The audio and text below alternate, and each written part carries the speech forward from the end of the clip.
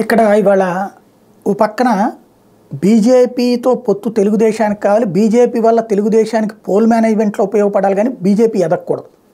ఈ కోణంలో ఈనాడు, ఆంధ్రజ్యోతి, తెలుగుదేశం అనుకూల మీడియా బీజేపీని విలన్గా చేసి వార్తలు రాయడంలో సక్సెస్ అవుతున్నాయి, తెలివిగా వ్యవహరిస్తున్నాయి.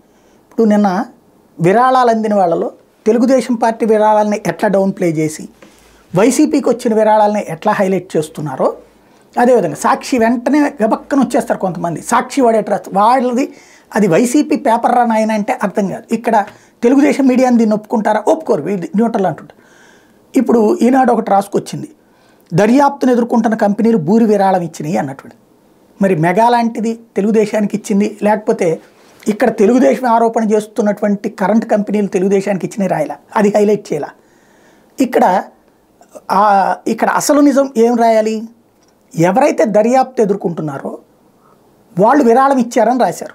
ఎస్, అయినా కూడా వాళ్ళ మీద దర్యాప్తు ఆగలేదే. ఇప్పుడు సుజనా చౌదరి బీజేపీలో చేరాడు, ఆయన మీద ఏమైనా కేసు కొట్టేశారా? రఘురామకృష్ణరాజు బీజేపీకి ఫేవర్గా వ్యవహరించే ప్రయత్నం చేశాడు, ఆయన మీద ఏమైనా కేసు కొట్టేశారా? సిబిఐకి రాలేదా?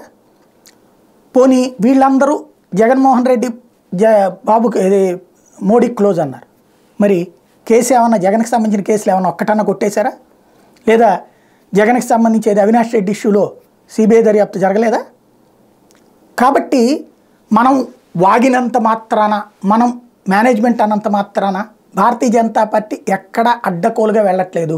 వాడు డబ్బులు ఇస్తున్నాడు, ఏమైనా చేసి పెడుతుందేమో అని. చేయట్లేదు వాళ్ళు. నువ్వు కేసుని కేసులాగా చూసుకో, కోర్టులో మా పని మాదేని అంటున్నారు. అధికారంలో ఉంది కాబట్టి ఎక్కువ డబ్బులు ఇస్తారు.